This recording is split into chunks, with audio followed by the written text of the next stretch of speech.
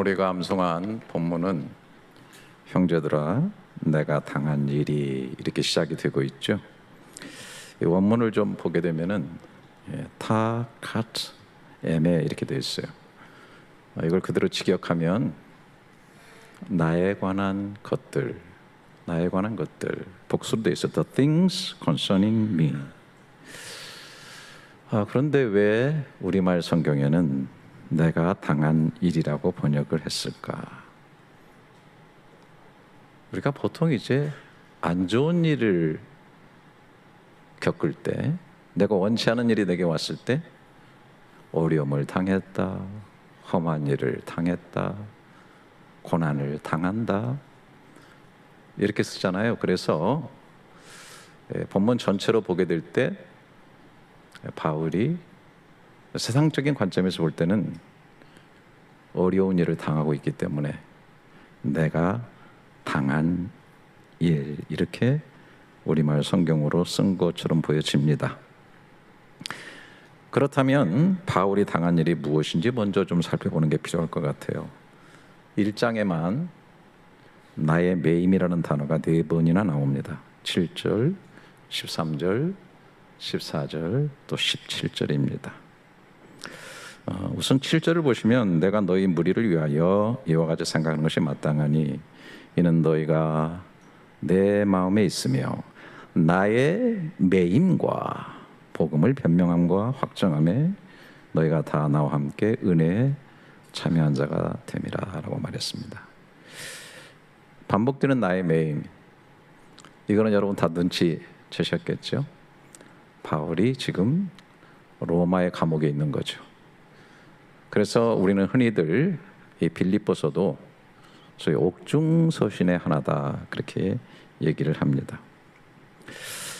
이제 바울이 3번의 선교 여행을 했잖아요. 3차 선교 여행을 마친 후에 예루살렘으로 올라가는데 자신이 그곳에서 환난을 당할 것을 알고 있었고요. 또 기도하는 많은 분들이 성령의 감동으로 큰 환난이 있다는 것을 얘기를 했습니다.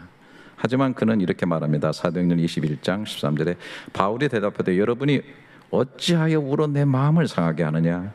나는 주 예수의 이름을 위하여 결박당할 뿐 아니라 예루살렘에서 죽을 것도 각오하였노라. 환난을 피하지 아니하고 부르심을 선택해서 나가는 거죠.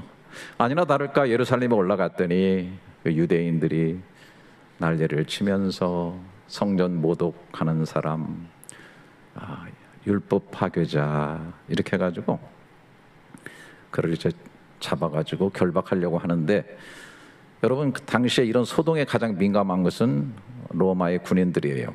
식민지로 삼고 있어서 늘 감시하고 있는데 폭동이 일어나니까 일단 바울을 체포하게 되는 것입니다. 그 순간부터 바울이 얘기한 나의 매임이 시작이 된 것이죠.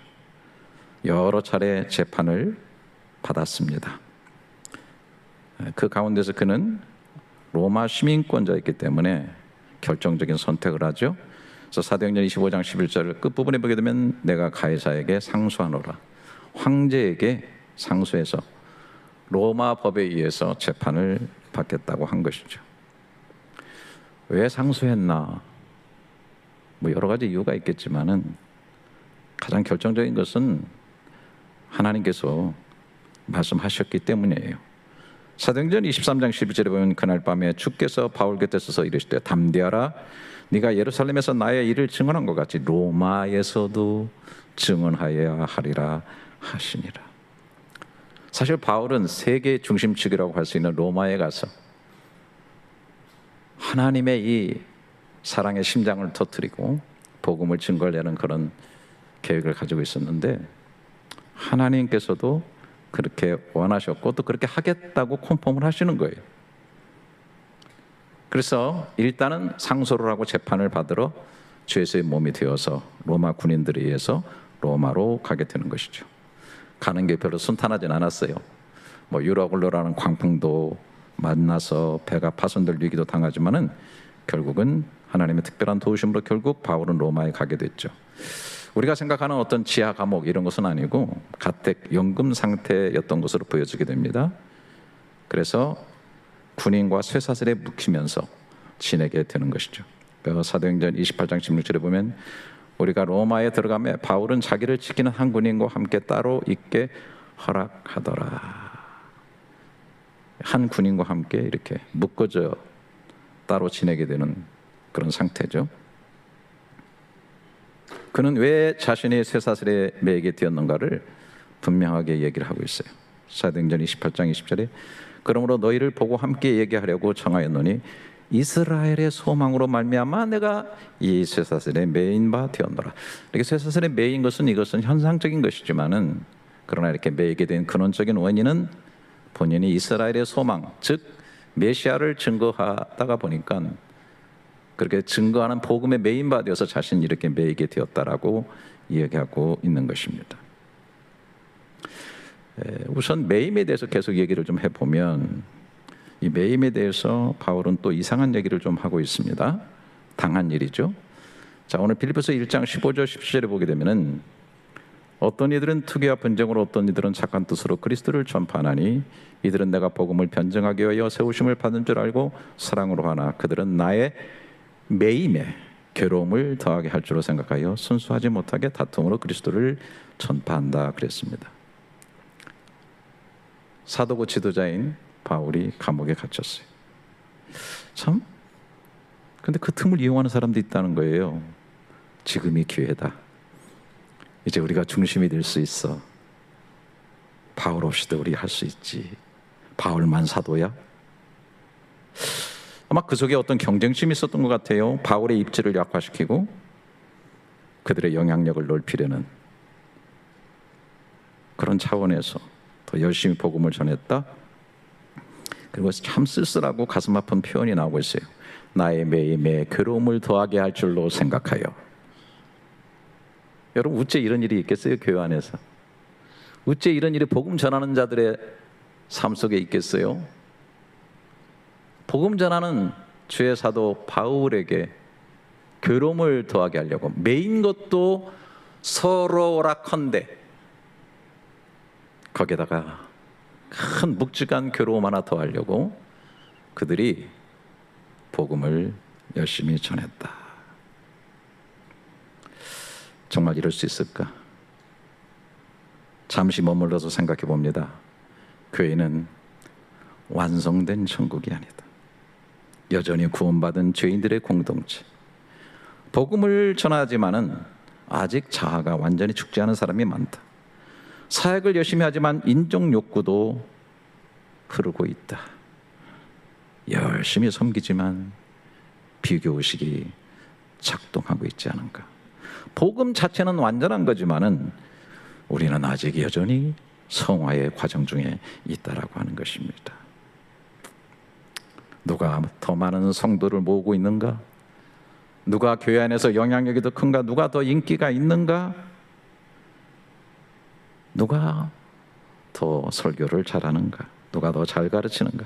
이런 비교는 언제든지 교회 안에 들어올 수 있다라고 하는 것입니다.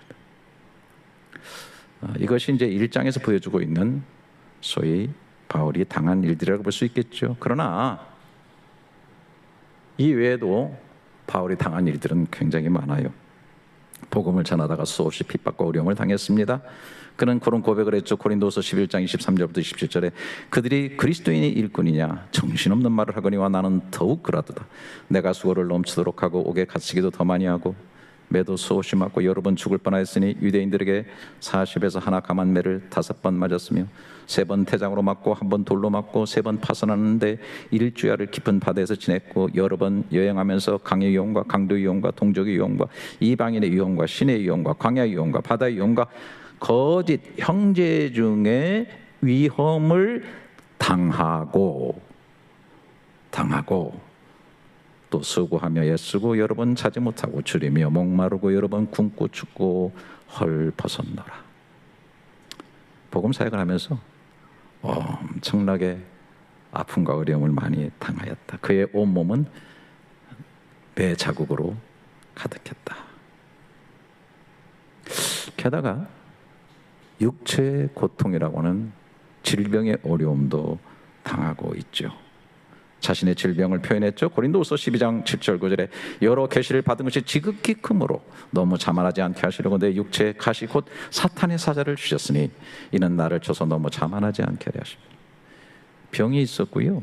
병으로 인한 고통이 얼마나 큰지 사탄의 가시 같다라고 생각할 정도로, 더 힘든 것은 기도해도 치료되지 않고 사라지지 않는 무기력함과 연약함으로 인해서 말할 수 없는 육체적 고통을 당하고 있었다고 하는 사실. 뿐만 아니라 이 편지를 받고 있는 빌립보 교인들은 다 알고 있는 사실이죠. 그가 얼마나 빌립보 교회를 세우면서 어려움을 당했는지. 원래는 빌립보 쪽으로 복음을 전하려 하지 않고 자신의 선교의 길을 가려고 했지만 저 마게도냐의 환상을 주님께서 여러 번 보여주시면서 그의 발걸음을 유럽으로, 빌립보로 인도하신 거예요. 가고자 했던 것도 아니에요. 그러나 주님의 인도하심을 받았으면 꽃길이 펼쳐지고 비단길이 열려야 되는데 그러지 못하고 가서, 그것도 귀신 들린 어린 소녀의 귀신을 쫓아내는 선한 일을 했는데도 불구하고 그 귀신 들린 아이를 통해서 점쳐가지고 돈을 벌었던 사람들이 억울하게 그를 고발하고 또 재판도 없이 그를 때려서 감옥 속에 집어넣게 되죠. 억울하게 매맞고 채찍질 당하고 발에는 착고가 차이는 고통을 당하게 된 것이죠. 오늘 이 아침에 모이신 여러분들에게 이 바울이 당한 일들에 대해서 너무 길게 얘기해서 죄송합니다. 좀 답답하고 지루하죠? 그런데 여러분들은 최근에 어떤 어려움과 힘든 일을 당하셨나요? 우리가 사는 시대에는 복음을 전하다가 어려움 당하는 분들 많지 않겠지만 개인적으로 억울한 일을 당했다, 교통사고 당했다, 내 자신이나 혹은 사랑하는 사람의 병에 걸리는 아픔을 당하기도 했을 것이고 하는 일에 실패를 하고 손해를 보는 일을 당한 분들도 많이 있을 것입니다. 그런데 놀라운 것은 본문에서 바울은 이렇게 당한 일이 오히려 진전이 되었다고 합니다. 다시 한번 암송해 보면 형제들아 내가 당한 일이 도리어 복음 전파에 진전이 된 줄을 너희가 알기를 원하노라. 진전이라는 단어에 마음이 쏠립니다. 프로코펜. 어원을 분석해 보면 이 프로는 앞으로, 콥토는 자르다 그런 뜻이에요. 그래서 고대 전쟁에서 군대가 앞에 있는 숲을 베면서 길을 내어 가지고 전전할 때 쓰던 군사용 단어였습니다. 당한 일들의 숲을 베면서 어떻게 이런 것들이 길을 내고 나가는 복음의 진전이 되었는지 저는 오늘 여러분들과 함께 차근차근 하나씩 챙겨보면서 소록소록 은혜가 될 수 있기를 바랍니다. 13절 이러므로 나의 매임이 그리스도 안에서 모든 시위대왕과 그 밖에 모든 사람에게 나타났어. 여기 시위대라고 번역된 단어가 프라이토리온이라는 단어예요. 문맥상으로 보게 되면은 이 로마의 프라이토리안 가드라고 하는 것을 의미한다고 봅니다. 아우구스투스 황제가 창설한 황제 개인 경호 부대의 이름이 프라이토리안 가드입니다. 여러분 로마는요 그 핵심 세력이 군대입니다. 군대 중에서도 황제를 호위하는 가장 강력한 핵심에 있는 이러한 집단입니다. 제국의 심장부, 권력의 중심이 있었고 황제를 즉위시키기도 하고 폐위시키기도 할 정도의 권력을 가진 그런 집단이었습니다.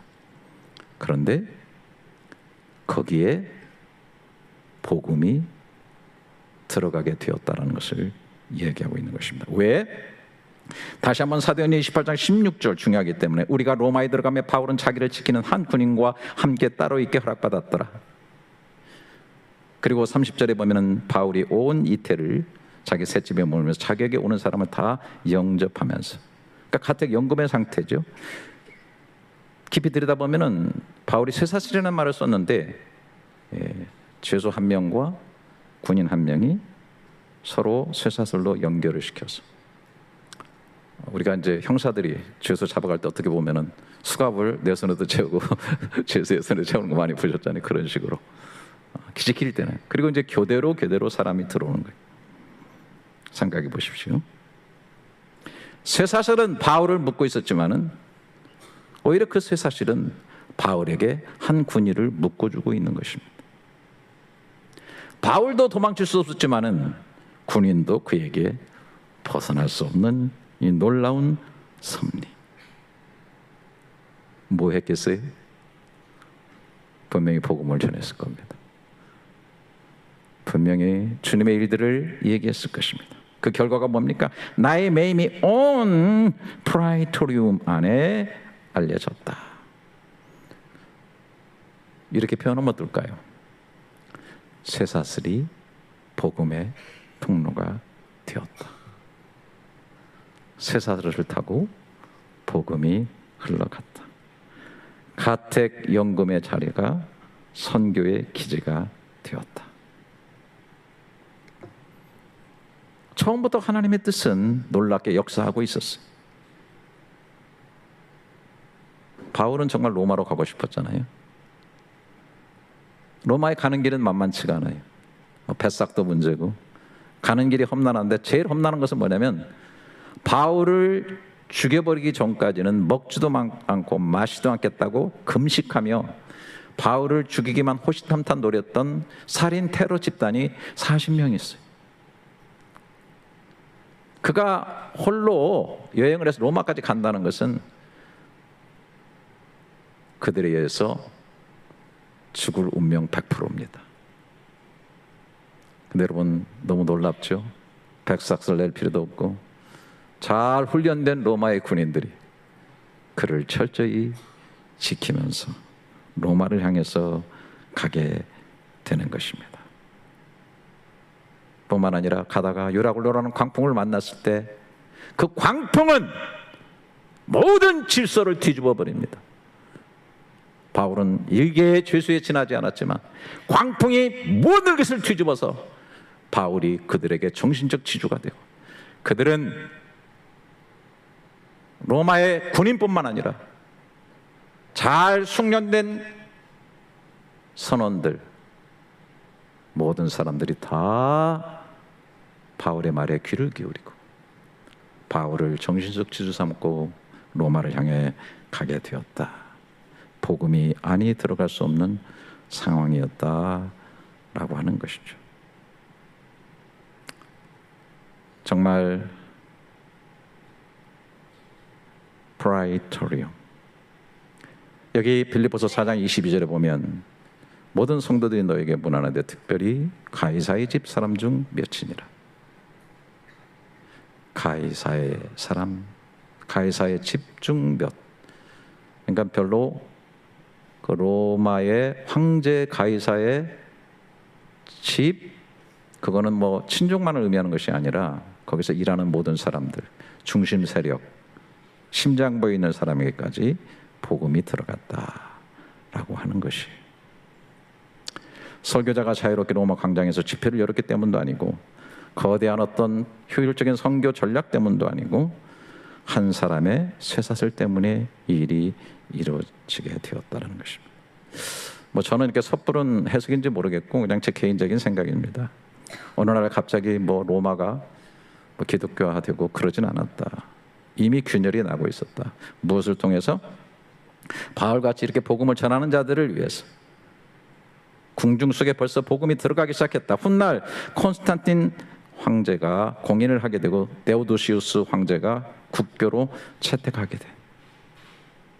그런 과정 속에 하나님은 바울의 쇠사슬을 사용하셨다. 가택연금을 이용하셨다. 사람의 눈에는 답답하고 제한적인 거지만 하나님의 전략이 그곳에 있었다. 사랑하는 성도 여러분, 우리는 종종 질문을 듭니다. 왜 나는 이렇게 묶여 있는 것일까? 왜 나는 이렇게 답답한 환경 속에서 매여 있게 되는 그런 인생을 살아가고 있는 것인가? 사고를 좀 전환할 수 있기를 바랍니다. 하나님은 우리의 철저히 묶인 자리에서도 일하십니다. 아멘 소리는 전혀 없는 이 적막함이요, 쇠사슬도 복음을 막지 못하는 줄 믿습니다. 바울은 묶였지만 복음은 제국의 심장부에 들어갔어요. 패배가 아니고 하나님의 진전이었습니다. 저와 여러분의 환경도 하나님의 전략일 수 있다는 사실을 꼭 기억하시기를 바랍니다. 14절에 보니까 형제 중 다수가 나의 매임으로 말미암아 주 안에서 신뢰함으로 겁없이 하나님의 말씀을 더욱. 바울이 당한 일, 이 나의 매임이 또 하나의 역사를 일으켰는데, 내가 매임으로 인해서 복음 전하는 사람들이, 이야, 바울 선생이 복음 위해서 저렇게 담대하게 고난을 받고 있구나, 우리도 열심히 전하자, 파장을 일으키면서 많은 사람에게 복음을 더 담대히 전하게 하는 힘이 되었다. 또 심지어 시기와 질투로 전하는 사람들을 통해서도 복음이 전파되었다. 다시 한번 15절부터 17절에 어떤 이들은 투기와 분쟁으로, 어떤 이들은 착한 뜻으로 그리스도를 전파하니, 이들은 내가 복음을 변증하기 위해서 세우심을 받은 줄 알고 사랑으로 하나, 그들은 나의 매임에 괴로움을 더하게 할 줄로 생각해 순수지 못하게 다툼으로 그리스도를 전파하니라. 그러면 무엇이냐? 거칠으로 하나 참으로 하나 무슨 방도라든지 전파되는 것은 그리스도니, 이로써 나는 기뻐하고 또한 기뻐하리라. 얼마나 멋있습니까? 기뻐하고 또한 기뻐한다. 지금도 기뻐하지만 미래도 기뻐한다. 작은 기쁨이지만 큰 기쁨으로 승화된다. 객관적 기쁨이 주체할 수 있는 나의 주관적 기쁨이 되었다.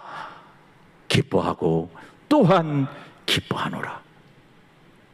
제가 이 기쁨에 꽂혀가지고 아주 오래전에 어느 날 새벽기도가 끝나면서 글을 쓰기 시작을 해가지고 책을 한 권 냈어요. 국민일보사에서. 제목하여, 그 제목을 잘못 잡았어요. 좀 촌발 다니는 제목으로 잡았어요. 더블 기쁨이라고. 제목을 잘못 잡으니까 책이 안 팔려. 난 참. 제가 한국에 방문했다가 국민일보사 그 출판 사장님하고 식사를 한번 하면서, 궁금하잖아요. 책을 이렇게 냈으면은. 그것도 연말에 다른 책도 다 제껴버리고 제 거를 특별하게 냈거든요.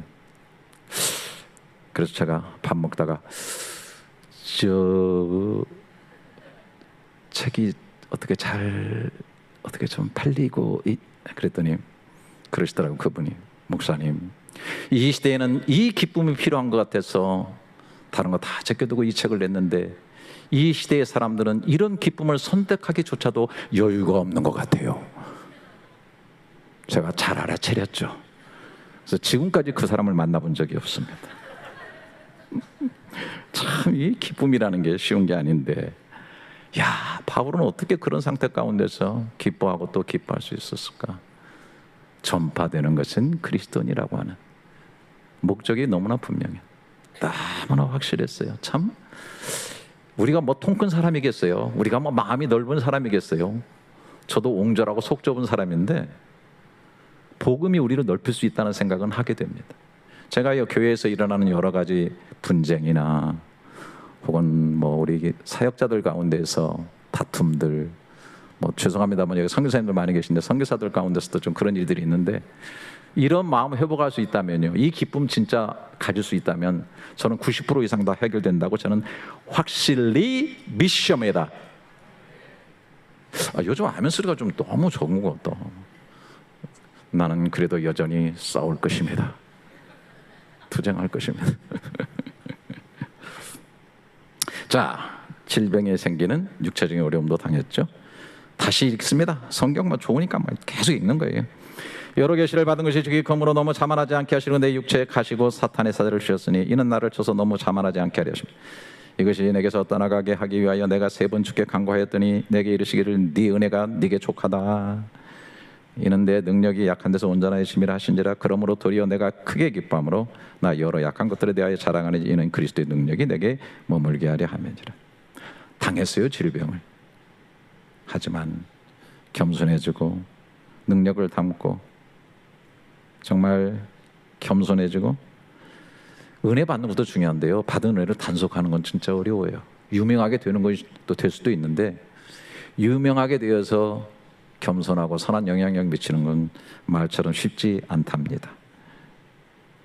바울은 이렇게 당한 육신의 고통과 질병을 통해서 깊어지고 더 넓어지고 진전 또 진전을 이루며 나간 것입니다. 여러분 눈에 보이지 않으세요? 숲을 베고 길을 놓고 나가는 그리스도의 멋진 군사의 모습을 말입니다. 결론적으로 말씀드리면 바울은 그가 당하는 모든 일들이 외적으로는 복음을 증거하는 일에 도움이 되었고 내적으로는 성숙하고 성장하면서 하나님의 사도로 무르익어가는 일에 진전을 이루었습니다. 여러분들이 잘 아시지만 이곳 쿠알라룸푸르에 GP라고 하는 선교단체 훈련원이 있어요. 제가 이제 이곳에 와 보니까 여기가 다인종, 다문화, 다종교 국가잖아요. 야, 여기에 선교 훈련원이 있으면 참 좋겠다. 이제 그런 생각을 하면서 GP 이 선교단체가 한국에서는 제가 알기로는 가장 큰 선교단체고 또 베테랑 선교사님들이 아주 많이 들어가 있는 아주 좋은 이제 선교단체죠. 그 지도자들이 여기 왔을 때 제가 이런 얘기를 몇 번 나눴더니 너무나 감사하게도 이곳에 훈련원을 세우기로 결정을 하게 된 거예요. 그래가지고 훈련원 세우면서 이제 원장으로 수고할 분을 택해가지고 박종승 선교사라는 분을 이곳에 보냈는데 이곳에 와서 또 적용해야 되니까 그분들은 참 차근차근 그렇게 단계를 밟아가는 것 같아요. 그래서 저희 교회에서 부교육자로 저와 1년을 사역하면서 적응 훈련을 마치고 그가 이제 훈련원 원장으로 한 25년을 사역을 하고요. 얼마 전에 어떻게 된 거예요? 저보다 늦게 오고 나이도 어린데 저보다 먼저 은퇴를 했네요. 은퇴식을 한다고 그래서 이제 갔어요. 갔더니 뭐 또 현재 유명한 목사님들도 많이 와 계시고 또 선교 여러분들도 많이 와 계시고 그래서 저보고 격려사를 해달라고 해가지고 갑자기 또 영어로 할 수밖에 없는 그런 참 놀라운 일이 벌어져서 했는데 제가 이제 그런 얘기를 좀 했어요. 제가 박종훈 선교사를 후반부 사역 때 만났을 때 제가 늘 그런 질문을 했어요. 요즘 훈련 잘 받고 계세요? 그래서 처음에는 무슨 뜻인지 잘 모르더라고. 훈련 잘 받고 계시죠? 그랬더니 아주 뜨악한 표정을 지으면서 아니 내가 훈련 원장이고 훈련 시키는 사람인데 나보고 훈련 잘 받고 있냐니? 제가 그랬어요. 우리 선교사님 참 성품도 좋으시고 섬기는 리더십을 가지고 있다는, 섬기는 리더십을 가지고 사역하다 보면은 훈련원생들에게 훈련 받는 일이 많을 거예요. 요즘 세상이 다 뒤집어져 가지고 훈련 시키는 게 아니고 훈련 시키는 사람이 훈련 받고 있는 거 아니요?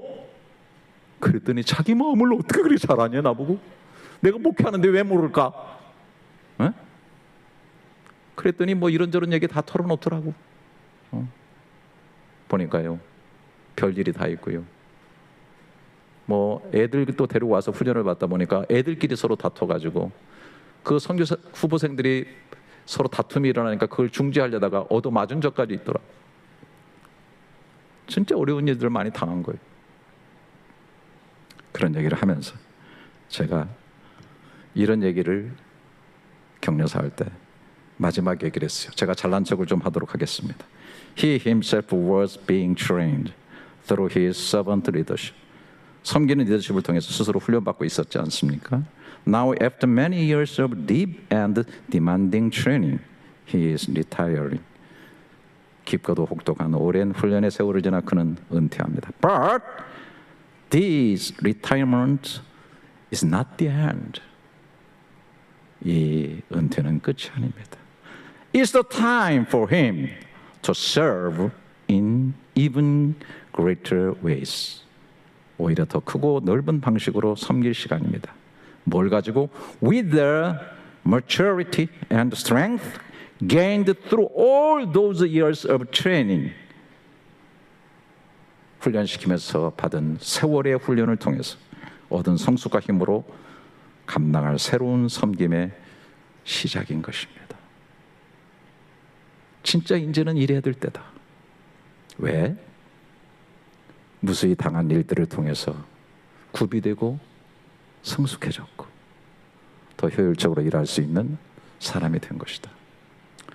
저도 고백할 수 있습니다. 제가 오늘 설교를 하고 이렇게 가르치지만 정말 저는 준비하면서 저만큼 공부하는 사람이 없을 거예요. 제가 제일 유익을 얻는 사람이에요. 저는 가르치면서 너무 많이 배웠어요. 저도 목회하다 보니까 어려운 일을 당했죠. 그러나 그것이 저를 만들었어요.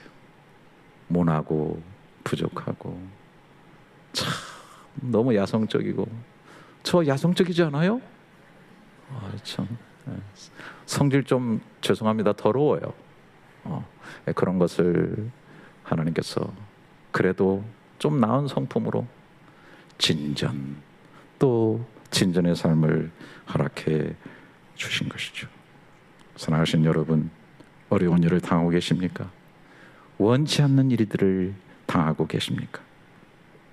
나는 원치 않지만 늙어가고 있고, 늙어가며 여기저기 아픈 구석들이 생기고 있습니까? 그러나 고난당할 때 왠지 말씀이 더 깊게 들려옵니다. 하나님께 진실된 모습으로 더 가까이 나가게 됩니다. 가을에 낙엽이 지면 열매가 선명하게 보이는 것처럼, 이런 어려움을 당하는 것 속에 중요하지 않은 것들은 다 낙엽 져버리고 인생에 무엇이 진짜 중요한지를 볼 수 있는 해안이 열려지게 됩니다. 고통으로 빚어진 삶과 성품을 통해 말하지 않아도 삶으로 복음을 전할 수 있는 능력이 생기게 되는 것입니다. 당한 일이 진전을 이룰 수 있다는 것이죠. 마지막으로 제가 꼭 얘기하고 싶은 게 있어요. 지금까지 정신줄을 놓으셨다면 다시 정신을 차리시고 마지막 메시지에 귀를 기울여 주시기 바라요. 바울이 얘기했던 나의 매임 속에 또 하나의 매임을 볼 수 있어야 됩니다. 바울이 당한 일, 바울의 매임을 통해서 그 쇠사슬로 복음이 흘러갔다고 한다면, 바울이 그렇게 되게 하기 위해서 어떤 매임 속에 있던 사랑이 흘러들어갔는데, 그것이 바로 주님의 십자가의 사랑이라고 하는 것입니다. 주의 십자가의 매임을 당하신 일을 볼 수 있어야 된다고 생각합니다. 그가 하나님이시지만은 연약하게 매임을 당하심으로 말미암아 끊을 수 없는 우주보다 크신 하나님의 사랑이 우리 가운데 흘러들어왔고, 이 흘러왔던 사랑이 바울을 뜨겁게 만들었고, 바울은 그 매임을 자초하면서 그 쇠사슬을 통해서 그 사랑이 흘러갔다라고 하는 것입니다. 무엇이 우리를 매이게 합니까? 무엇이 우리를 꽁꽁 묶고 갑니까? 그 안에서 자유가 없습니까? 답답합니까? 스스로 말할 수 없는 우주의 자유인이신 주님께서 십자가에 스스로 매임을 당하셔서 그 매임을 통해서 흘려보내신 그 사랑 때문에 우리가 진정 자유하고 우리가 갈 수 없는 그곳을 향하여, 구원을 향해 갈 수 있는 존재가 되었다. 저는 아주 요즘 간단한 찬양이지만 이 찬양을 상당히 좋아합니다. 주 사랑이 나를 숨쉬게, 세상 그 어떤 어려움 속에도 주 은혜로 나를 돌보시며 세상 끝날까지 지켜주시네. 주 사랑이 나를 이끄시네. 내가 갈 수 없는 그곳으로. 진전, 또 진전을 이루게 하시면서 내가 갈 수 없는 그곳을 향하여 나를 가게 하는 주님의 사랑, 주의 사랑 나를 붙드시며 세상 끝날까지 인도하시네.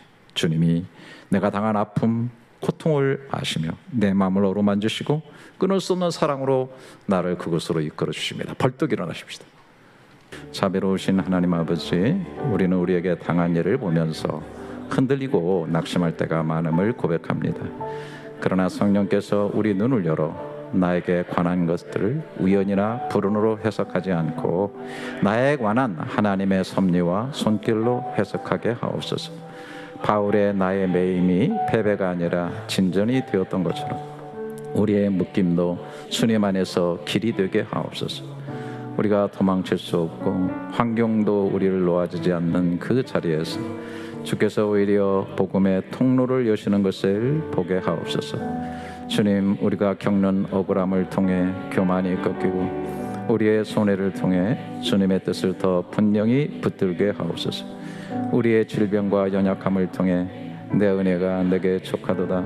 이는 내 능력에 약한 데서 온전하여짐이라 하신 말씀을 머리로만 이해하지 않고 온 몸과 삶으로 체득하게 하옵소서. 아버지 하나님, 교회 안에서도 누가 더 은쟁 많은가를 따지고 누가 더 영향력이 있는가를 비교하며 심지어 복음을 전하면서도 사람의 마음을 상하게 할 수 있는 연약함이 우리 안에 남아있음을 고백합니다. 주여, 우리를 긍휼히 여겨주시고 우리의 시기심과 인정욕구와 경쟁심을 성령의 사랑으로 녹여주시고 무엇보다 그리스도가 전파되는 것을 기뻐하는 마음을 배우게 하시고 신앙생활의 참된 목적을 붙잡고 진전을 이루며 나아가게 하여 주시옵소서. 우리 계일연연합교회가 바울의 고백을 진실하게 우리의 고백으로 고백할 수 있게 하시고 가정에서 묶여있는 성도들에게도 직장에서 막혀있는 성도에게도 관계의 상처 속에 있는 성도에게도 나이 들어 연약해지는 성도에게도 주께서 길을 내시는 진전의 은혜를 간증하게 하여 주시옵소서. 우리의 당한 모든 일들이 주 안에서 반드시 헛되지 않게 하옵소서. 주님의 사랑이 우리를 붙드시고 우리를 이끄시고 우리가 갈 수 없는 그 자리까지 인도하심을 이 한 주간도 경험하게 하여 주시옵소서. 존귀하신 예수 그리스도의 이름으로 기도합니다. 아멘. 각처에서 봉사들, 헌신들을 기쁘게 받으시고 당하고 되어지는 모든 일들이 주님의 손에 합력하여 손을 이루는 진전으로 열매 맺게 하여 주시옵소서. 이제는 십자가의 매임을 통해 하나님의 사랑과 우리 구원의 진전을 이루어주신 주 예수 그리스도의 은혜와 우리의 당한 모든 일들 속에 여전히 흐르고 있는 아들까지 주신 하나님 아버지의 내리사랑과 이 은혜와 사랑으로 모든 당한 일에 복음의 진전을 이루게 하시는 성령의 주도적 역사하심이 오늘도 주를 기쁘게 예배하며 따라가는 사랑하는 교우들, 기도받고 사는 자녀들, 오늘 방문하신 귀한 발걸음들, 오늘 등록한 귀한 영혼들에게까지 영원토록 함께 있을지어다. 아멘.